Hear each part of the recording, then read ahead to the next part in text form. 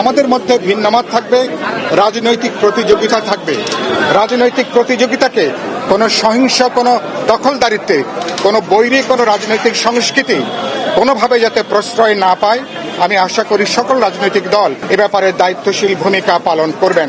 শেষ কথা আমি যেটা বলতে চাই যে আমি দেখতে চাই ভোটাররা যেমন মার্কা দেখে ভোটাররা যেমন ভোট দেবেন, একই সাথে এবারকার বিশেষ করে জুলাই অভ্যুত্থানের পরে মানুষের মনন জগতে যে পরিবর্তন, এবার নির্বাচনে প্রার্থী কারা, প্রার্থীর তার রাজনৈতিক জীবন এবং তার সংগ্রামী জীবন এবং তার সামগ্রিকভাবে প্রার্থীর গুণাগুণ, দক্ষতা, যোগ্যতা বিবেচনা করে প্রার্থীরা অত্যন্ত সচেতনভাবে তারা ভোট প্রয়োগ করবেন।